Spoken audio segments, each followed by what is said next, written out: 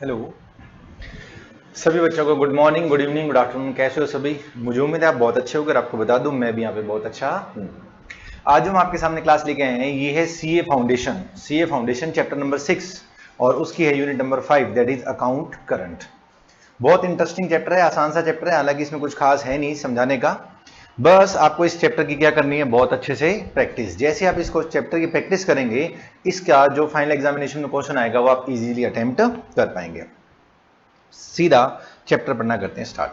कहते हैं an account current is a running statement. Account current क्या है? एक running statement of transaction between के बाद क्या लिखा हुआ है? पार्टीज। दो पार्टीज के बीच में जो रनिंग स्टेटमेंट है ट्रांजेक्शन की of a given period of time and includes interest allowed और charge on various item, it take form of ledger account. देखिए जरा कहना क्या चाह रहा है। दो पार्टी हैं, ठीक है जी, दो पार्टी हैं। एक पार्टी हम लिख लेते हैं एस, एक पार्टी हम क्या लिख देते हैं जी? एस, और दूसरी पार्टी को लिख देते हैं बी। एस का मतलब कौन हो गया? सेलर। बी का मतलब क्या होगा? Buyer. Seller different different dates पर माल सेल करता रहता है। किसको? बी को। फॉर एग्जाम्पल सेल नंबर 1 करी, सेल नंबर 2 करी, सेल नंबर 3 करी, सेल नंबर 4 करी। ये सेल नंबर 1 थी 10,000 रुपए की, सेल नंबर 2 थी 12,000 रुपए की, सेल नंबर 3 थी 15,000 रुपए की, सेल नंबर 4 थी फॉर एग्जाम्पल 16,000 रुपए की, सेल नंबर 5 भी ले लेते हैं फॉर एग्जाम्पल 20,000 रुपए की। ये अलग अलग अलग अलग डेट्स को हुई है। डेट कौन सी है मैं उसकी चर्चा ही नहीं कर रहा अभी। मैं क्या समझा रहा हूं वो समझे आप। सेलर ने बायर को अलग अलग डेट्स पर अलग अलग अमाउंट का माल सेल किया और बायर के पास क्रेडिट की कोई ऑप्शन नहीं थी। क्रेडिट की कोई ऑप्शन नहीं थी, मतलब सेल नंबर 1 के 10,000 बायर को कब देने चाहिए थे? इसी दिन देने चाहिए थे। ऐसे ही सेल नंबर 2 के, ऐसे ही सेल नंबर 3 के, ऐसे ही 4 के, ऐसे ही 5 के। लेकिन बायर ने अलग अलग डेट पर, for example date number 1, date number 2, date number 3, date number 4, date number 5, for example date number 1 को बायर ने 10,000 की पेमेंट कर दी, डेट नंबर 2 को बायर ने फिर 10,000 की पेमेंट कर दी। अब आप कहोगे सर पहली ट्रांजेक्शन 10 की थी, पेमेंट होगी 10 की, दूसरी ट्रांजेक्शन है 12 की, लेकिन पेमेंट कितने की हुई? सिर्फ 10 की। अरे हम इसका टोटल करेंगे 1 2 3 4 5 6, आई थिंक ये 63 आ जाएगा। 4 5 11 2 13 का 3 80 लगा 1, ये 63,000 रुपीज आ जाएगा। 63,000 रुपीज बी ने, ऐसा हो सकता है ना 10,000 10,000 20,000 15,000 5,000 और 3,000। देखते हैं कितना हो गया। 10 और 10 20 और 20 40 50 60 63, ये 63,000 की पेमेंट जो बायर ने करी है वो अलग अलग डेट्स पर करी है। तो कुछ पेमेंट इसने लेट करी होगी, जी हां। उस पे इंटरेस्ट लगेगा, जी हां। हमें उस इंटरेस्ट की क्या करनी है? कैलकुलेशन। अच्छा सर ठीक है, मान लो ये पहली ट्रांजेक्शन 5 दिन लेट करी है। पहली ट्रांजेक्शन के 5 दिन बाद ये 10,000 रुपए दे, तो इस 10,000 पे 5 दिन का ब्याज लगेगा, जी हाँ। मान लीजिए इस 12,000 में से 10,000 8 दिन लेट दिए, तो इस 10,000 पे कितने दिन का ब्याज लगेगा? 8,000 का। बाकी जो 2,000 बच गए वो यहां कहीं पर इंक्लूड होंगे, उस पे उसके हिसाब से ब्याज लगेगा। तो ये बड़ी सारी डेट्स आएंगी, बड़ी सारी ड्यू डेट्स आएंगी और हम उस पे इंटरेस्ट की क्या करेंगे? कैलकुलेशन। अब आपको थ्योरी बताएगा, एग्जांपल देगा कि कहां कहां पर अकाउंट करंट यूज हो सकता है। बड़े आराम से ध्यान से देखते जाएं। हम पहली लाइन दोबारा से पढ़ते हैं। देखिए जरा क्या कह रहा है। An account current is a running statement. Account current क्या है जी? एक रनिंग स्टेटमेंट है। किस चीज की? ट्रांजेक्शन की। किसके बीच में? पार्टीज के बीच में। For a given period of time, given period of time for example 1 महीने के लिए, 2 महीने के लिए, एंड इंक्लूड्स इंटरेस्ट अलाउड, और इसके अंदर इंटरेस्ट अलाउड इंक्लूड होगा या जो इंटरेस्ट चार्ज है वो इंक्लूड होगा। भैया या तो मैं इंटरेस्ट दे रहा हूं या मैं इंटरेस्ट रिसीव कर रहा हूं, या तो इंटरेस्ट चार्ज होगा या इंटरेस्ट क्या होगा? अलाउड। सर आपने बहुत दिन पहले बताया था राम की CID से बच के रहना चाहिए, हमें याद है सर। R से था रेंट, C से था कमीशन, I से था इंटरेस्ट और D से था डिस्काउंट। ये चार प्राणी ऐसे हैं, रेंट कमीशन इंटरेस्ट डिस्काउंट, ये आपकी इनकम भी हो सकते हैं, ये आपके एक्सपेंडिचर भी हो सकते हैं। तो अगर मैं एक और एग्जांपल देता हूं अपना, ये मैं हूं जी मनोज कालरा, ये है बैंक, मैंने अपने बैंक में एक सेविंग अकाउंट खुलवा लिया, ठीक करा सर, सेविंग अकाउंट खुलवा लिया। मैंने अलग अलग डेट्स को D1, D2, D3, D4 अलग अलग डेट्स को अलग अलग पैसा जमा कराया। एक बार 10,000 जमा कराया, एक बार 12,000, एक बार 15,000 और एक बार 8,000। अलग अलग डेट को विड्रॉ कर लिया। विड्रॉ नंबर 1 मैंने करा 7,000 रुपए का, विड्रॉ नंबर 2 करा मैंने 6,000 रुपए का, विड्रॉ नंबर 3 मैंने करा फॉर एग्जाम्पल 10,000 रुपए का, और विड्रॉ नंबर 4 मैंने करा फॉर एग्जाम्पल दोबारा 17,000 रुपए का।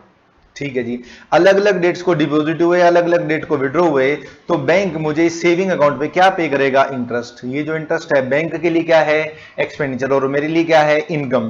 तो मैंने जब डिफरेंट डिफरेंट डेट्स को पैसा जमा कराया है, डिफरेंट डिफरेंट डेट्स को पैसा निकलवाया है, और जो पैसा डिपॉजिट मैंने कराया और जो मैंने पैसा निकलवाया है उसका अमाउंट भी अलग अलग है, तो कितना मुश्किल होगा सोचो बैंक के लिए इंटरेस्ट कैलकुलेट करना। हाँ सर, सही बात है। फॉर एग्जाम्पल मैं इसको प्रैक्टिकली करके दिखाता हूं, देखना कितना मुश्किल होगा। ये फॉर एग्जांपल मेरा मंथ है। पहले मैंने D1 डेट ली, 10,000 रुपए डिपॉजिट करा दिए। फिर W1 डेट आई, मैंने 7,000 रुपए निकलवा लिए, यानी कि इतने दिनों तक 10,000 रुपए ब्याज मिलेगा। जी हाँ, सही बात है। 7 निकलवा लिए तो क्या बच गए जी? 3। फिर मैंने 12 जमा करा दिए। फॉर एग्जाम्पल यहाँ पे डेट नंबर 2 पर मैंने 12,000 रुपए जमा करा दिए, तो इस पीरियड पर इस 3,000 रुपए इंटरेस्ट मिलेगा। जी हाँ। फिर 12,000 जमा कराने के बाद मैंने इस पीरियड को, फॉर एग्जांपल विड्रॉ नंबर 2 है, मैंने 6,000 रुपए निकलवा लिए। 12 और 3 मेरे कितने पैसे हो गए थे? 15। तो इतने दिनों पर कितने पे ब्याज मिलेगा? इस 15,000 रुपए ब्याज मिलेगा। फिर 6 निकलवा लिए तो कितने बच गए? 9। ऐसे ही मेरे को बड़ा दिमाग लगाना पड़ेगा। तो इसका एक शॉर्टकट सीखना है हमने। अच्छा सर, अच्छा, इसका शॉर्टकट कैसे निकलेगा? 1 मिनट में समझाता हूं आपको, पहले दोबारा से देखें चाहता क्या है। It take the form of ledger account. Situation कौन कौन सी है जहां पर अकाउंट यूज होता है? It is prepared when the frequent transactions regularly take place between two parties. An example is of manufacturer who sell goods frequently to the merchant on credit and receive payment from him in installment at different intervals and charge interest on the amount which remain outstanding. ये ही मैंने आपको example दिया था। मैंने seller buyer बोल दिया था, इसने मर्चेंट और मैन्युफैक्चरर और मर्चेंट बोल दिया। बात एक ही है, अलग अलग डेट्स को अलग अलग माल जा रहा है, कुछ माल उधार होगा, कुछ माल कैश होगा। ये पेमेंट कभी टाइम पे देगा, कभी लेट देगा, और पेमेंट का जो शेड्यूल है, पेमेंट का जो अमाउंट है, वो इसके सीक्वेंस में नहीं होगा, तो ये जो सेलर है इंटरेस्ट चार्ज करेगा। Point number 1 is over. Point number 2, एक कंजाइनी है of the goods can also prepare the account current. अब ये सर कंजाइनी कौन होता है? एक चैप्टर है हमारा कंजाइनमेंट। दो व्यक्ति होते हैं, एक व्यक्ति होता है कंजाइनर, एक होता है कंजाइनी। हालांकि इसकी डिटेल चर्चा उस चैप्टर में करेंगे, मैं सिंपल सी बात बता देता हूं। एक व्यक्ति होता है प्रिंसिपल, एक व्यक्ति कौन होता है? एजेंट। एक व्यक्ति ने अपना एजेंट रख लिया, तो पहले व्यक्ति को क्या बोला गया? प्रिंसिपल। दूसरे व्यक्ति को क्या बोला गया? एजेंट। इसका बहुत अच्छा एग्जांपल देता हूं, एलजी कंपनी। एलजी कंपनी ने ऑल ओवर इंडिया में अपने बड़े सारे क्या खोल रखे हैं? शोरूम। तो जिन्होंने शोरूम खोल रखे हैं वो सब कौन है? कंजाइनी। एलजी कंपनी कौन है? कंजाइनर। जब एक कस्टमर शोरूम से एलजी का टीवी फ्रिज वॉशिंग मशीन खरीदता है, तो मुझे बताएं, इस एलजी के टीवी फ्रिज वॉशिंग मशीन पे गारंटी दुकानदार देगा या एलजी कंपनी देगी? सर एलजी कंपनी देती है। एलजी कंपनी का टोल फ्री नंबर होता है, एलजी कंपनी का सर्विस सेंटर होता है। सेम चीज मोबाइल की है। आप जिस दुकान से मोबाइल परचेज करके लाते हो, उस मोबाइल की गारंटी दुकानदार नहीं, कंपनी वाला देता है। हाँ सर, ठीक बात है। तो जो कंपनी है जो माल दे रही है, दैट इज कॉल्ड कंजाइनर, और जो एजेंट माल बेच रहा है, दैट इज कॉल्ड कंजाइनी। तो कंजाइनर कंजाइनी को माल देता रहेगा, कंजाइनी कंजाइनर को पेमेंट देता रहेगा अलग अलग डेट्स पर, तो ब्याज निकालना पड़ेगा। इससे डिटेल चर्चा कंजाइनर कंजाइनी की कंजाइनमेंट वाले चैप्टर में होगी। ठीक है sir. Point number 3, account current also frequently prepared to set up the transaction taking place between bankers and his customer. ये भी मैंने आपको एग्जांपल दिया था, अपना खुद का एग्जांपल दिया था। मैंने अपने बैंक में सेविंग अकाउंट खुलवाया, अलग अलग डेट्स को पैसे जमा कराए, अलग अलग डेट्स को अलग अलग फिगर का मैंने अमाउंट विड्रॉ किया है, तो मुझे इंटरेस्ट मिलेगा। इंटरेस्ट निकालने के लिए मैं अकाउंट करंट का यूज कर सकता हूं। लास्ट पॉइंट कहता है, इट इज प्रिपेयर व्हेन 2 और more person are in joint venture and each co venture is entitled to interest on their investment, also no separate set of books are maintain. Joint venture हालांकि हमारे पहले syllabus में होता था, फिलहाल नहीं है जॉइंट वेंचर। जॉइंट वेंचर में होता क्या है मैं बता देता हूं।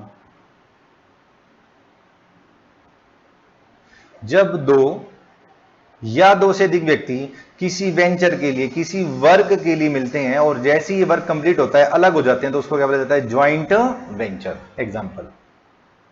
एग्जाम्पल, एक बहुत बड़ा रोड बनना था रोहतक से लेके दिल्ली तक। गवर्नमेंट कहती है कौन ये रोड बनाएगा, तो फॉर एग्जांपल इस रोड को बनाने में खर्च हो रहे थे 50 करोड़ रुपए। ए भी एक कंस्ट्रक्टर है, बी भी एक कंस्ट्रक्टर है। ए के पास अकेले 50 करोड़ रुपए नहीं है जो वो ठेका ले ले, और बी के पास भी अकेले 50 करोड़ रुपए नहीं है, तो ये दोनों मिल जाते हैं, मिलकर रोड बनाने का कॉन्ट्रैक्ट ले लेते हैं गवर्नमेंट से 50 करोड़ रुपए में, 42-45 करोड़ रुपए लगा के रोड बनाते हैं, रोड बनता है, 50 करोड़ रुपए मिलते हैं, प्रॉफिट को बांटते हैं, अलग हो जाते हैं, बात खत्म।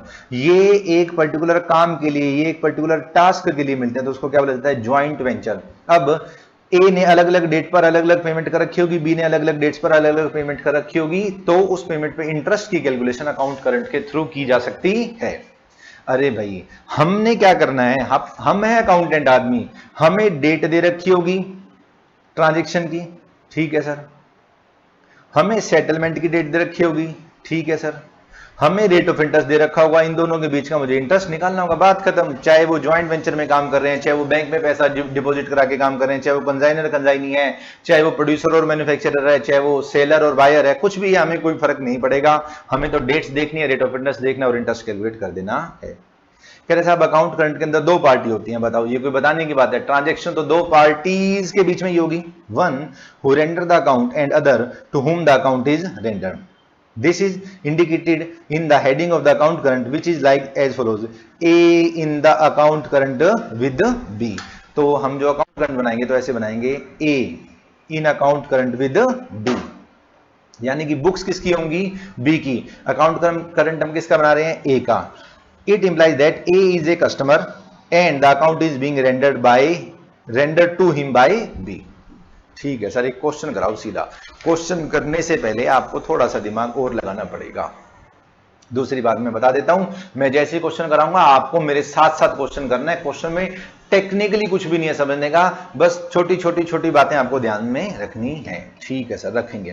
प्रिपरेशन ऑफ अकाउंट करंट, कह रहे हैं साहब अकाउंट करंट कैसे बनेगा, मैंने कहा भाई देख अकाउंट करंट बनाने के मेथड होते हैं तीन, पहला कौन सा है, with the help of interest table, दूसरा कौन सा है बाय मींस ऑफ प्रोडक्ट, और तीसरा कौन सा है by means of product of balance. Sir मैं किसी भी क्वेश्चन को तीनों मेथड से कर दूं तो क्या आंसर सेम आएगा, आंसर इज यस।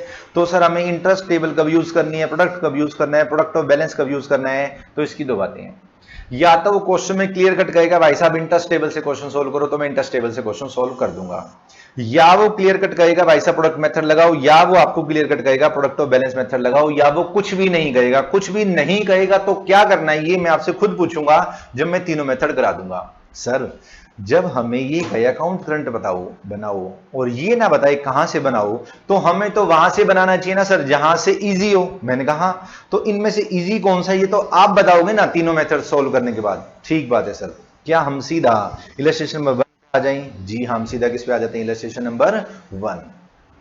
क्वेश्चन देखिए, कहते हैं prepare account current for Nath brothers in respect of following transaction with Shyam.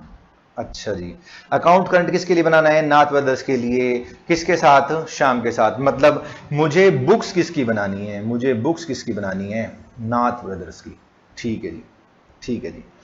Sold goods to Shyam, अच्छा, नाथ ने श्याम को माल बेचा, कैश मिला, गुड्स परचेज करी, श्याम ने paid to Shyam, goods purchase from Shyam, फिर पेड टू श्याम, फिर गुड्स सोल्ड टू श्याम। हम श्याम से माल परचेज भी कर रहे हैं, उसको माल बेच भी रहे हैं, उससे पैसा ले भी रहे हैं, उसको पैसा दे भी रहे हैं। The account is to be prepare up to 1 February. बस ये बात मेन है जो मैं आपको बता रहा था। अरे हमें क्या करना है कि ज्वाइंट वेंचर है कि बैंक है या कौन है, हमें तो 2 डेट्स दे रखी होंगी, रेट ऑफ इंटरेस्ट दे रखा होगा, इंटरेस्ट कैलकुलेट करना है। Account is prepared up to 1 February. Account कब तक बनाना है आपको, 1 फरवरी तक बनाना है। मैंने कहा ठीक, आगे बता। कह रहा है कैलकुलेट करो इंटरेस्ट एट 6% पर एनम, और 1 साल में कितने दिन होते हैं, 365। बताओ कितनी मुश्किल बात बताई उसने कि 1 साल में 365 दिन होते हैं। ठीक है जी, अब मेरे साथ साथ इसका फॉर्मेट सीखना स्टार्ट करें। सर ये चैप्टर आसान है क्या? अरे मैंने कहा बिल्कुल आसान नहीं है चैप्टर, बिल्कुल भी आसान नहीं है चैप्टर। मैं सच बता रहा हूं बेटा आपको, ये चैप्टर आसान नहीं है, क्योंकि ये चैप्टर बहुत आसान है। आसान तो बहुत छोटा शब्द है इसके सामने, ये चैप्टर तो इतना आसान है, बस मैं क्या बताऊं। 2 4 6 पंगा क्या है मैं बता देता हूं पहले ही। सर पहले पंगा बताओ आप। पंगा ये है कि एक तो इसमें वर्किंग नोट बनाना पड़ेगा। सर इसमें क्या पंगा, वर्किंग नोट बना लेंगे। और इसके 6 कॉलम डेबिट में बनेंगे, 6 क्रेडिट में बनेंगे। हे परमात्मा, कितने कॉलम जी? 6 कॉलम डेबिट में, 6 क्रेडिट में, तो टोटल कितने कॉलम होंगे? 12। तो आपको उसके हिसाब से ये अकाउंट प्रिपेयर करना पड़ेगा। ठीक है जी। तो मैं पहले क्रेडिट साइड के कॉलम लिख रहा हूं। सबसे पहले कॉलम आएगा आपका डेट, फिर कॉलम आएगा आपका पर्टिकुलर, फिर कॉलम आएगा आपका ड्यू डेट। अच्छा, एक डेट एक ड्यू डेट, मैंने कहा और क्या। उसके बाद कॉलम आएगा अमाउंट का, अमाउंट के बाद कॉलम आएगा डेज का, डेज के बाद लास्ट कॉलम आएगा आपका इंटरेस्ट का। ठीक है सर, कितने कॉलम हो गए ये? 8। तो सर 8 कॉलम यहां भी बनाने स्टार्ट करें। मैंने कहा और क्या। सबसे लास्ट कॉलम बताएं हमने कौन सा लिखा था? इंटरेस्ट का। उससे पहले वाला कॉलम कौन सा था? डेज का। उससे पहले वाला कॉलम कौन सा था? ड्यू डेट का। ड्यू डेट से पहले क्या था? अमाउंट। अमाउंट से पहले क्या था? पर्टिकुलर। और पर्टिकुलर से पहले भी क्या था? डेट। सर इतने सारे कॉलम जब हम बनाएंगे तो क्या ये क्वेश्चन में हमारे से कोई कटिंग, ओवर राइटिंग मिस्टेक तो नहीं हो जाएगी? बिल्कुल भी नहीं होगी। अगर आपका 100 का 100% ध्यान सॉल्यूशन पे होगा तो आपसे बिल्कुल कोई भी गलती नहीं होगी। मेरे साथ साथ लिखना स्टार्ट करें। ये मैंने अपनी सुविधा के लिए यहाँ पे डबल लाइन लगाई है कि ये डेबिट वाला है, ये क्रेडिट वाला है। ठीक है जी। सबसे ऊपर लिखना स्टार्ट करें क्या? श्याम। हम पहले लिखते हैं solution number 1। Solution number 1, Shyam in account current with Nath brothers. ठीक है जी। डेट पर्टिकुलर, ड्यू डेट, इसी डेट की हमने ड्यू डेट निकाल दी। ड्यू डेट के बाद अमाउंट, अमाउंट के बाद डेज, डेज के बाद इंटरेस्ट। फिर यहाँ पे क्या लिखेंगे? डेट। डेट के बाद क्या लिखेंगे? पर्टिकुलर। पर्टिकुलर के बाद क्या लिखेंगे? Due date. ड्यू डेट के बाद क्या लिखेंगे? अमाउंट। अमाउंट के बाद क्या लिखेंगे? डेज। और डेज के बाद क्या लिखेंगे? इंटरेस्ट। ठीक है सर। 8 और 8 16, 16 कॉलम होंगे। 8 कॉलम की चीज गए हैं डेबिट के और 8 कॉलम की चीज गए हैं क्रेडिट के। हमें अभी तक तो सारी चीजें समझ में आ गई। ठीक है जी। अगर आपको यहां तक सारी चीजें समझ में आ गई तो आगे देखना स्टार्ट करें क्या कह रही है। शुरू की 3 ट्रांजैक्शन में बड़े आराम से कराऊंगा आपको, उसके बाद मैं थोड़ी सी स्पीड पकड़ूंगा। सबसे पहले एक बात क्या कहता है? 16 सितंबर। 16 सितंबर को गुड्स सोल्ड टू श्याम। अच्छा, शाम को माल बेचा। किसने बेचा है जी? नाथ ब्रदर ने। मैं बुक्स किसकी बना रहा हूं? नाथ ब्रदर की। Account current for Nath brother, मतलब मेरे को अकाउंट करंट बनाना है नाथ ब्रदर्स के लिए। शाम के साथ जो अकाउंट करंट है वो बनाना है। ठीक है जी। हमने मतलब नाथ ब्रदर ने गुड सोल्ड करी शाम को, तो क्या एंट्री करी होगी? सर हमने एंट्री करी होगी शाम डेबिट टू सेल। हाँ सर, शाम डेबिट टू सेल। अब मेरे अकाउंट करंट को देखो जरा एक बारी, क्या ये श्याम है? जी हाँ। आप ये माने बस ये श्याम का अकाउंट बनना है, बात खत्म। तो यहां क्या लिख दें? Shyam debit to sales. Shyam debit to sales, बस यही करना था। मैंने कहा और क्या। कितने रुपए की सेल करी? सर हमने सेल करी 200 रुपए की। ठीक है जी। अमाउंट वाले कॉलम में कितना रुपए लिख दूं? 200। मुझे उम्मीद है यहां तक कोई प्रॉब्लम नहीं आएगी। उसके बाद ये ट्रांजैक्शन कब करी हमने? सर ये ट्रांजैक्शन करी हमने 16 सितंबर को, और इसकी ड्यू डेट क्या है? 1 अक्टूबर। क्या क्वेश्चन में ड्यू डेट दे रखी है? जी हाँ। तो 16 सितंबर को हमने ट्रांजैक्शन करी और पेमेंट की डेट है 1 अक्टूबर। तो डेट ऑफ ट्रांजैक्शन क्या लिख देते हैं हम? 16 सितंबर। और ड्यू डेट क्या लिख देते हैं? 1 अक्टूबर। अब यहां बच गया डेज और इंटरेस्ट। डेज और इंटरेस्ट की चर्चा करेंगे सबसे एंड में। अच्छा सर ठीक है। क्या ये पहला पॉइंट हो गया? जी हाँ। Point number 2, cash received from Shyam. Shyam से पैसा मिला तो क्या एंट्री करोगे? Cash account debit to Shyam, यानी कि श्याम को क्या कर दें? Credit by cash. कितने पैसे मिले हैं? सर 90 रुपए मिले हैं। कब मिले हैं 90 रुपए? सर 1 अक्टूबर को। तो इसकी ड्यू डेट क्या रहेगी? 1 अक्टूबर ही रहेगी। पैसे मिल गए, बात खत्म। ठीक है जी। क्या एडजस्टमेंट नंबर 2 होगी? जी हाँ। 3 देखें, goods purchased from Shyam. Shyam से माल खरीदा तो क्या एंट्री करोगे? Purchase account debit to Shyam. Purchase account debit to Shyam, यानी कि श्याम क्रेडिट बाय परचेज 500 रुपए। बाय परचेज 500 रुपए। बाय परचेज 500 रुपए। अब फिर देखें जरा ध्यान से, हमने कब माल परचेज करा? 21 अक्टूबर को। ड्यू डेट क्या है? 1 दिसंबर। तो यहां क्या लिख दें? 21 अक्टूबर। और ड्यू डेट क्या है जी? 1 दिसंबर, खत्म। हाँ जी, 21 अक्टूबर वाली बात खत्म। पेड टू श्याम, हे भगवान, शाम को पैसे हमने दिए, मैंने कहा और क्या, शाम को पैसे हमने दिए, हमने शाम को पैसे दिए तो क्या एंट्री करी होगी हमने, श्याम डेबिट टू कैश 330 रुपए। ठीक है sir, Shyam debit to cash 330 रुपए, टू कैश कितने रुपए जी, 330 रुपए। और ये पेमेंट कब करी है हमने, ये पेमेंट हमने करी है 1 नवंबर को। तो जब पेमेंट करिए तो उसकी ड्यू डेट तो वही रहेगी ना जिस दिन हमने पेमेंट कर दी, 1 नवंबर। क्या ये वाले 330 रुपए वाली एंट्री होगी, जी हाँ। फिर हमने पे टू शाम कर दिया 330 रुपए 1 दिसंबर को, लो जी 1 नवंबर के बाद 1 दिसंबर को सेम पेमेंट हमने कर ली। यहां फिर लिख देता हूं 1 दिसंबर टू कैश, 1 दिसंबर, और दोबारा से कितने रुपए लिख दूं, दोबारा से लिख दें आप कितने रुपए, 330 रुपए। ठीक है जी सर, ये दोनों एंट्री पे टू शाम हो गई। अगली एंट्री क्या कहता है, 5 दिसंबर, गुड्स परचेज फ्रॉम शाम, शाम से माल खरीदा तो कैंटी करेंगे परचेज अकाउंट डेबिट टू शाम, शाम क्रेडिट बाय परचेज। ठीक है जी, शाम credit by purchase, by purchase. पैसे बताओ जी कितने, 500 रुपए। ठीक है जी, 5 दिसंबर 1 जनवरी, 500 रुपए 5 दिसंबर और 1 जनवरी। ठीक है सर, एडजस्टमेंट नंबर 5 दिसंबर वाली भी ट्रांजेक्शन की एंट्री कर दी। 10 दिसंबर को गुड्स परचेज फ्रॉम शाम 200 रुपए, तो सेम एंट्री कर दूं, बाय परचेज 200 रुपए, बाय परचेज 200 रुपए, बाय परचेज 200 रुपए। और ये परचेज हमने कब करी सर, हमने परचेज करी 10 दिसंबर को, ड्यू डेट है 1 जनवरी, 10 दिसंबर 1 जनवरी, 10 दिसंबर 1 जनवरी। ठीक है जी, क्या हमने 10 दिसंबर की एंट्री कर दी, जी हाँ। जनवरी आई 1 जनवरी को क्या हुआ, पेड टू शाम, शाम को हमने पैसे पे करे तो एंट्री करेंगे शाम डेबिट टू कैश, शाम डेबिट टू कैश 600 रुपए, शाम डेबिट टू कैश 600 रुपए, टू कैश 600 रुपए। ये 600 रुपए आने के बाद डेट कब है जी इसकी, 1 जनवरी, तो यहां पर भी 1 जनवरी लिख देंगे और यहां पर भी 1 जनवरी लिख देंगे। ठीक है सर, लास्ट पॉइंट बच गया जी, गुड्स सोल्ड टू शाम। हे भगवान, इतने दिनों बाद मैंने मेरा नंबर लगाया माल बेचने का, हमने शाम को माल बेच दिया, हमने माल शाम को बेच दिया तो कैंटी करेंगे श्याम डेबिट टू सेल्स 20 रुपए। बताओ 20 रुपए का माल बेच रहे हैं नालायक, टू सेल 20 रुपए।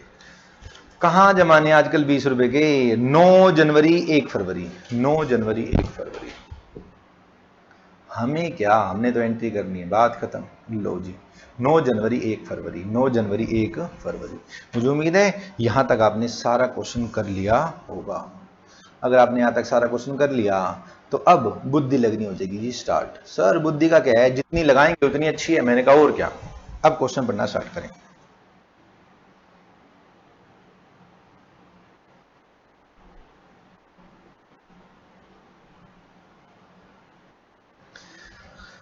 हम कर रहे हैं वर्किंग नोट, हम क्या बना रहे हैं इसका, वर्किंग नोट नंबर 1। ये वर्किंग नोट जान है इस चैप्टर की। अच्छा सर, वर्किंग नोट नंबर 1 क्या चीज है, calculation of days, calculation of days. Days की हमें क्या करनी है जी, कैलकुलेशन। अब ध्यान से देखें क्वेश्चन, ये ट्रांजेक्शन्स कब से शुरू हो रही हैं, 16 सितंबर से। पहली ड्यू डेट कब आ रही है, अक्टूबर, अक्टूबर अक्टूबर अक्टूबर अक्टूबर सबसे पहली ड्यू डेट आ रही है। ठीक है जी, मतलब पहली ड्यू डेट आ रही है मेरी 1 अक्टूबर और मेरे को अकाउंट करंट बनाना है 1 फरवरी तक, मतलब अक्टूबर से लेके फरवरी तक के दिन मुझे काउंट करने हैं। अच्छा सर, ठीक है जी, तो अक्टूबर से लेके फरवरी तक के डेज हमें काउंट करने हैं, तो अक्टूबर से लेके फरवरी तक हम लाइन लगा देंगे। देखें जरा कौन कौन सी, पहले एक अंदाजा लगाते हैं ट्रांजेक्शन्स कितनी है, 1 2 3 4 5 6 7 8 9, मतलब मुझे 9 बार डेज की कैलकुलेशन करनी है। ठीक है जी, और मेरे महीने कहां से कहां तक थे, अभी हमने गिने थे अक्टूबर से लेके फरवरी तक, अक्टूबर नवंबर दिसंबर जनवरी फरवरी, 5 महीने मेरे हैं। 5 तो महीने हो गए, एक टोटल का कॉलम हो गया 6 और एक वैसे कॉलम हो गया 7। ठीक है जी, ध्यान से देखते जाएं, तो कितने कॉलम बना लें जी, 7 कॉलम बना लेते हैं। पहला कॉलम किस चीज का, सर जितने महीने उतने कॉलम, एक टोटल का कॉलम, मैंने कहा और क्या, सबसे लास्ट कॉलम कौन सा रहेगा जी? फरवरी का। फरवरी के बाद जनवरी, जनवरी के बाद दिसंबर, दिसंबर के बाद नवंबर, नवंबर के बाद अक्टूबर, अक्टूबर से ही चलेगा। और एक होगी मेरी ट्रांजैक्शन की डेट, बस एक होगी मेरी ड्यू डेट। लो जी, एक होगी मेरी ट्रांजैक्शन की डेट, एक होगी मेरी ड्यू डेट। फटाफट से देखते जाएं। क्या आपने ये कॉलम बना लिए? जी हाँ सर, एक बार इसे लिख तो दो कौन सा कॉलम किस चीज का है। मैंने कहा लो, सबसे पहले हमने क्या लिखा? ट्रांजैक्शन की डेट। दूसरे नंबर पे हमने क्या लिखा? Due date. और मेरी पहली ड्यू डेट मुझे याद है मेरी अक्टूबर से स्टार्ट हो रही थी। तो ये कौन कौन से महीने हो गए? अक्टूबर, नवंबर, दिसंबर, जनवरी, फरवरी। और हमने क्वेश्चन कहां तक लेके जाना है? 1 फरवरी तक। और लास्ट कॉलम किस चीज का हो गया? टोटल का। ठीक है सर, अब ध्यान से ये देखें। पहली ट्रांजैक्शन कब की गई है? 16 सितंबर को, और उसकी ड्यू डेट क्या है? 1 अक्टूबर। तो यहां लिख दें 16 सितंबर। 16 सितंबर। ड्यू डेट क्या है जी इसकी? 1 अक्टूबर। अब दिमाग लगेगा, अब दिमाग लगेगा। हमें ये क्वेश्चन कहां तक लेके जाना है? सर हमें क्वेश्चन 1 फरवरी तक लेके जाना है। ठीक है सर, तो हम यहां पर ऊपर लिख देते हैं 1 फरवरी। तो मुझे ये क्वेश्चन 1 फरवरी तक लेके जाना है। अच्छा सर ठीक है, आपकी सुविधा के लिए लिख देता हूं अक्टूबर में 31 दिन होते हैं, नवंबर में 30 दिन होते हैं, दिसंबर में 31 दिन होते हैं, जनवरी में 30 दिन होते हैं, फरवरी में 28 दिन होते हैं। सर फरवरी में 28 दिन होते हैं, कहां लिखा हुआ है? मैं कहूंगा कहां लिखा 29 होते हैं। दूसरी बात बता देता हूं, आपको क्वेश्चन में कहा हुआ है कि एक साल में 365 दिन है, ऐसा मानकर आपने क्वेश्चन सोल्व करना है। अगर फरवरी में 29 होते तो पहली बात वो 366 दिन देता। ठीक है सर। अक्टूबर में कितने दिन होते हैं? 31। कितने दिन जा चुके? एक। ड्यू डेट तो एक थी ना, एक हटा दो, 31 में से एक हटा दो, कितने दिन बच गए जी? 30। नवंबर के एज इट इज 30, दिसंबर के एज इट इज 31, जनवरी के एज इट इज 30। और मुझे कहां तक क्वेश्चन लेके जाना है? 1 फरवरी तक। तो फरवरी के तो हमेशा एक दिन होंगे। अच्छा, फरवरी के हमेशा ही एक दिन होंगे। मैंने कहा और क्या, इन सबका टोटल करो। 1 2 3 4, 4 3 12, 120। 120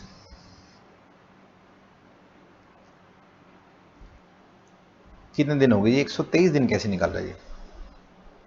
अरे जनवरी में बताओ मैंने कितनी बड़ी गलती कर दी। जनवरी में 31 दिन होते हैं। पता नहीं बेटा मेरा ध्यान कहाँ था। जनवरी में तो 31 दिन होते हैं। अक्टूबर में 31 दिन थे, एक जा चुका 30, नवंबर में 30, दिसंबर में 31, जनवरी में फिर 31, फरवरी में 28। 1 2 3 4, 4 3 12, 120 दिन हो गए। 21 22 30, टोटल दिन कितने हो गए जी? 123। ठीक है जी। एक क्वेश्चन और करेंगे। अरे एक क्यों, सारे करेंगे। अगली ट्रांजेक्शन देखिए कब हुई है? 1 अक्टूबर को। इसकी ड्यू डेट क्या होगी? 1 अक्टूबर ही इसकी ड्यू डेट होगी। ट्रांजेक्शन भी कब की गई है? 1 अक्टूबर को। ड्यू डेट भी क्या है इसकी? 1 अक्टूबर। तो ये भी 1 अक्टूबर, ये भी 1 अक्टूबर है। जैसे लिखने 30 30 31 31 1, 123 दिन। सर ऐसे हर ट्रांजेक्शन के लिए करना पड़ेगा? मैंने कहा और क्या, फिर आंसर आ जाएगा? मैंने कहा नहीं, अभी और दिमाग लगेगा। हे भगवान, कितना दिमाग लगाओगे सर? 21 अक्टूबर 1 दिसंबर, 21 अक्टूबर 1 दिसंबर। पेन बदल देता हूं मैं यहां पर। 21 अक्टूबर 1 दिसंबर। अब मेरे को क्वेश्चन ही दिसंबर से शुरू करना है। हाँ जी, अक्टूबर काटा, नवंबर काटा। अच्छा ऐसे करना है ये। मैंने कहा और क्या। दिसंबर में कितने दिन होते हैं? 31। 1 दिसंबर जा चुका, तो कितने दिन बच गए जी? 30। जनवरी के एज इट इज 31, और फरवरी का 1। 30 और 30 60 और 2 62, ये कितने दिन हो गए जी आपके? 62 डेज हो गए। तो एक काम करते हैं, पहले ये सारे डेट्स लिख लेते हैं ताकि हमें बार बार पेज ना पलटने पड़े। ठीक है सर, यही लिख लो। 21 अक्टूबर के बाद जो अगली डेट है वो है 1 नवंबर। 1 नवंबर मैंने कहा लो, 1 नवंबर 1 नवंबर। इस नवंबर को सॉल्व कर देंगे। 1 नवंबर के बाद नेक्स्ट क्या है जी? 1 दिसंबर। 1 दिसंबर, हाँ सर हमें याद है, ये पेमेंट करी थी 1 नवंबर को और 1 दिसंबर को। 1 नवंबर 1 दिसंबर, 1 नवंबर 1 दिसंबर के बाद क्या है? 5 दिसंबर। 5 दिसंबर, और यहां पे क्या थी? 1 जनवरी। उसके बाद है 10 दिसंबर 1 जनवरी। 10 दिसंबर की ट्रांजैक्शन थी, और इसकी ड्यू डेट भी क्या थी? 1 जनवरी। 10 दिसंबर 1 जनवरी के बाद है 1 जनवरी 1 फरवरी। 1 जनवरी 2016 की हो जाएगी, और ये 1 फरवरी। और अगली ट्रांजैक्शन है 9 जनवरी 1 फरवरी। 9 जनवरी 1 फरवरी। बस ट्रांजेक्शन्स खत्म। मैंने कहा और क्या, ट्रांजेक्शन्स खत्म। अब इन सब के डेज हम ध्यान से लिखते जाएंगे। ठीक है सर, ये कहां से स्टार्ट हो रहा है जी? नवंबर से। अक्टूबर गया, हाँ जी गया। अक्टूबर गया, हाँ जी गया। तो नवंबर 30 नवंबर है, उसमें से एक नंबर जा चुका, तो कितने दिन बच गए जी? 29, फिर ये 31, फिर ये 31, फिर ये 1, 29 और 31, 30 और 30, 60 और 30, 90 और 2, 92, कितने दिन हो गए जी आपके? 92 डेज। सर ये क्या बात हुई, आपने पहले 1 दिसंबर वाला क्वेश्चन सोल्व कराया, फिर 1 नवंबर वाला सोल्व कराया? अरे नहीं, मैंने पहले 21 अक्टूबर वाला ट्रांजेक्शन सोल्व करी है, फिर मैंने 1 नवंबर वाली ट्रांजेक्शन सोल्व करी है, और 21 अक्टूबर की जो ट्रांजेक्शन की उधार की जो डेट है वो 1 दिसंबर आ रही है, और 21 अक्टूबर के बाद जो मैंने उधार बेचा है उसकी डेट इस 1 दिसंबर से पहले आ रही है। हम अभी भी इस ट्रांजेक्शन की डेट के हिसाब से चल रहे हैं। अच्छा अच्छा सर, ठीक है। 1 दिसंबर, अक्टूबर काटा, नवंबर काटा, दिसंबर में कितने दिन थे? 31, 31 में कितने जा चुके? एक, तो कितने बच गए जी? 30, जनवरी, फरवरी, 30 और 30, 60 और 2, 62, कितने दिन हो गए दोबारा से? 62, 62 डेज। उसके बाद देखें क्या कहते हैं जी। 1 जनवरी, अक्टूबर गया, नवंबर गया, दिसंबर गया, जनवरी में कितने दिन होते हैं? 31, 31 में से एक गया, कितने दिन बच गए? 30, और एक दिन फरवरी का, टोटल कितने दिन हो गए? 31। ये भी 1 जनवरी एज इट इज ये बन जाएगा 30, और एक कितने हो गए जी? 31। 1 फरवरी, अक्टूबर गया, नवंबर गया, दिसंबर गया, जनवरी गया। 1 फरवरी और 1 फरवरी के बीच में कितने दिन है जी? 1 फरवरी और 1 फरवरी के बीच में कितने दिन है? 0। ये 1 फरवरी तो है ही, और 1 फरवरी तक मुझे लेके आने हैं। 1 फरवरी तो है ही, और 1 फरवरी तक मुझे लेकर आने हैं। 1 जनवरी, अगर मैं इसको 1 जनवरी तक लेता हूं तो 31 दिन है। 1 फरवरी तक तो ये 0 दिन हो जाएंगे। हाँ सर, ये तो 0 दिन हो जाएंगे। ट्रांजेक्शन्स देखें क्या कह रहे हैं। 1 जनवरी वाले की ड्यू डेट 1 जनवरी है। 1 जनवरी वाले की ड्यू डेट 1 जनवरी है। 9 जनवरी वाले की, अच्छा कुछ गलती होगी ना, कोई गलती नहीं हुई। 1 जनवरी वाले की ड्यू डेट क्या नहीं दे रखी? 1 जनवरी वाले की अगर उसने ड्यू डेट नहीं दे रखी तो उसकी ड्यू डेट 1 जनवरी ही रहेगी। 1 जनवरी को पे टू शाम है, पे टू शाम है, तो ये 1 जनवरी ही रहेगी। तो यहां पर क्या लिखते हैं? 1 जनवरी। अगर मैं यहाँ पर 1 जनवरी लिखता हूँ तो जनवरी में कितने दिन होते हैं? 31, 31 में से एक जा चुका, तो कितने दिन बच गए? 30, और एक यहाँ पर वापस कितने दिन हो गए? 31। और 9 जनवरी वाले की 1 फरवरी है, तो ये काटा, ये काटा, ये काटा, ये काटा, 0, और टोटल कितने दिन हो गए? 0। मुझे उम्मीद है बात आपको समझ में आ गई होगी। वो मैंने यहाँ पे 3 बार 1 जनवरी आया था, तो मैंने सोचा कभी गलत ना हो, ये 3 बार 1 जनवरी आएगा। ठीक है जी। ये तो अभी तक हमने अलग अलग डेज की कैलकुलेशन करी है, और ये अलग अलग डेज यहां से आएंगे। मैंने कहा और क्या, यहां से आएंगे? बिल्कुल, देखना स्टार्ट करें। अब जो 16 सितंबर की ट्रांजैक्शन थी उसमें डेज कितने हैं जी? 123। अच्छा सर, इसमें डेज कितने हैं? 123। फिर जो 1 अक्टूबर की ट्रांजैक्शन थी इसमें डेज कितने थे? 90 के सामने 123। ये जो है 1 नवंबर की ट्रांजैक्शन, 1 नवंबर वाली ट्रांजैक्शन, ये रही 1 नवंबर वाली ट्रांजैक्शन, इसमें दिन कितने हैं जी? 92। ठीक है जी। और ये थी 1 दिसंबर वाली ट्रांजैक्शन, इसमें दिन कितने थे जी? ये रही 1 दिसंबर वाली ट्रांजैक्शन, इसमें दिन कितने हैं जी? 62। और ये जो है 1 जनवरी वाली ट्रांजैक्शन, 1 जनवरी वाली ट्रांजैक्शन 600 रुपए वाली, जिसकी ड्यू डेट भी 1 जनवरी है, उसके ड्यू डेज कितने हैं जी? 31, और इसके दिन है ही नहीं। ठीक है जी। अब इधर आ जाओ, 21 अक्टूबर, ये 21 अक्टूबर वाले में है 62 दिन, कितने दिन है जी? 62 डेज। उसके बाद है 5 दिसंबर वाली ट्रांजैक्शन, 5 दिसंबर वाली ट्रांजैक्शन में कितने दिन है जी? 31 दिन है। हाँ जी सर, 31 दिन है, और इसके भी 31 ही दिन है, क्योंकि ये भी 1 जनवरी। मुझे उम्मीद है ये सारी चीजें, ये सारे डेज आपने बड़े ध्यान से नोट कर लिए होंगे। अब दिमाग लगेगा सर, अभी और दिमाग लगना है। मैंने कहा और क्या? रेट ऑफ इंटरेस्ट बताएं कितना है जी? सर रेट ऑफ इंटरेस्ट है 6% पर एनम, 6% पर एनम। तो आपने क्या करना है? आपने इस 200 रुपए पर 123 दिन का इंटरेस्ट निकालना है। 123 दिन कहां से आए? ड्यू डेट, और जिस दिन मैं अकाउंट्स बंद कर रहा हूं, यानी कि 1 फरवरी को हम अकाउंट्स बंद कर रहे थे, 1 अक्टूबर से लेकर 1 फरवरी तक के दिन है 200, 200 दिन पे 200 रुपए पे 123 दिन का ब्याज। 1 अक्टूबर से 1 फरवरी तक 123 दिन है।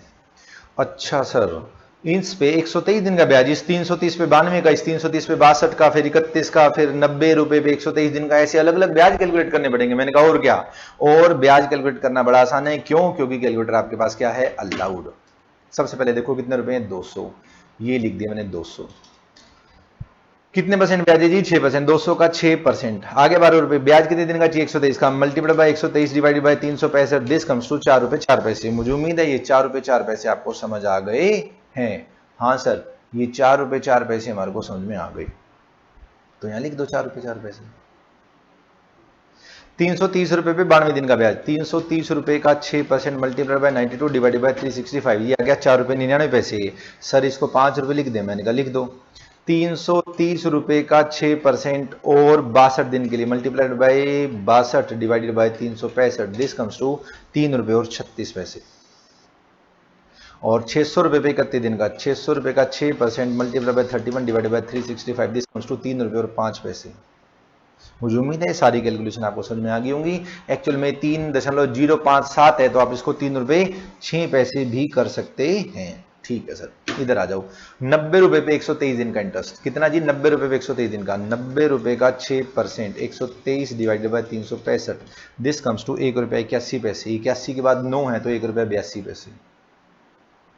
500 रुपए का 6% और 62 दिन के लिए ये हो गया 5 रुपए 9 पैसे, और 9 के बाद ये 5 है तो 5 रुपए 10 पैसे लिख सकते हैं।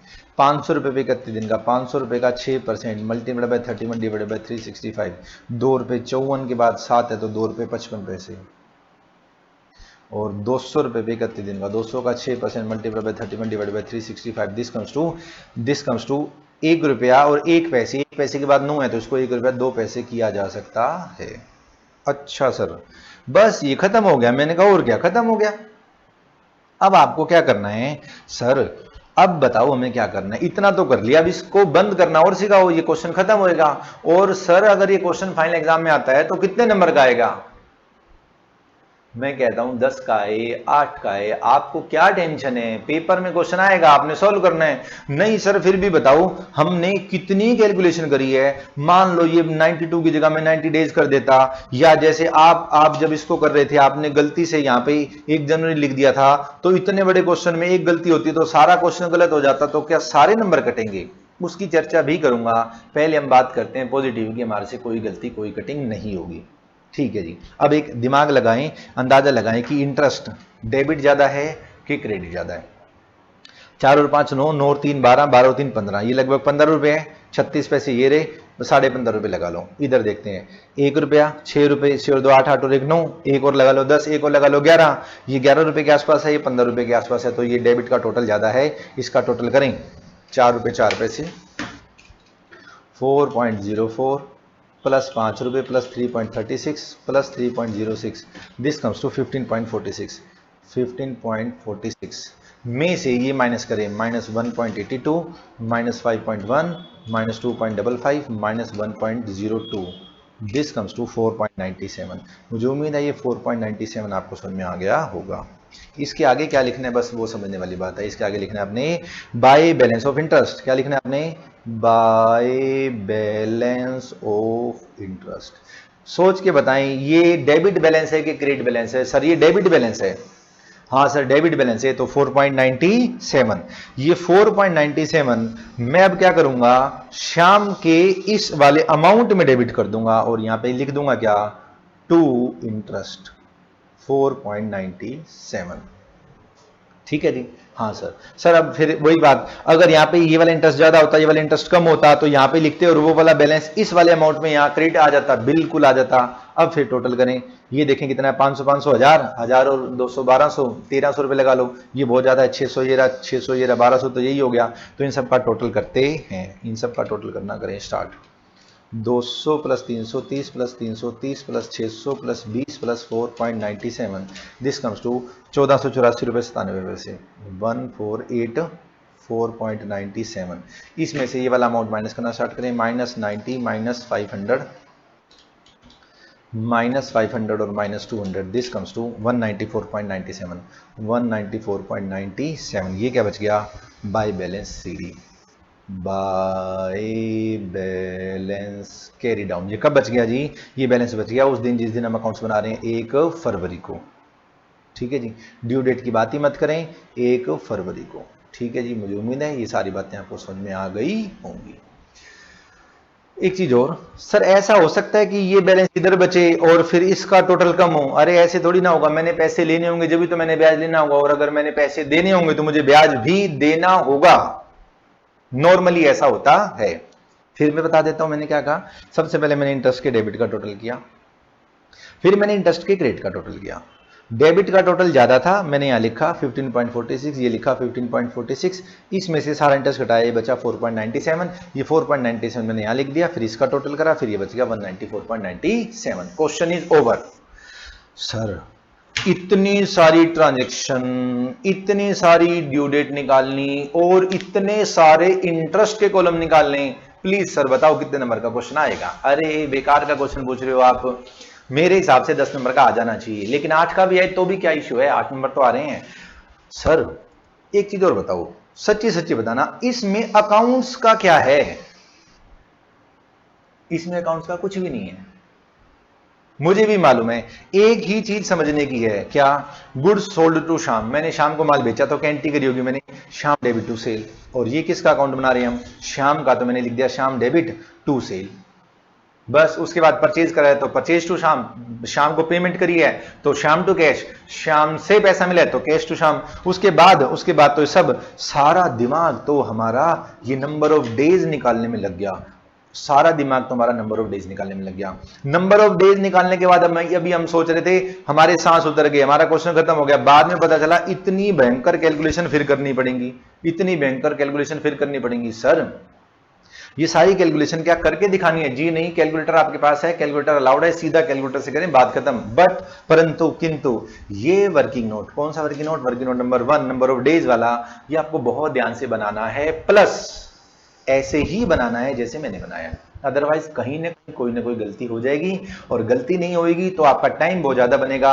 ये एक सिस्टमेटिक तरीका है नंबर ऑफ डेज कैलकुलेट करने का। मुझे उम्मीद है इलस्ट्रेशन नंबर 1 आपको बहुत अच्छे से समझ आ गई होगी। नेक्स्ट क्वेश्चन नेक्स्ट वीडियो में करेंगे। Okay dear, thanks a lot.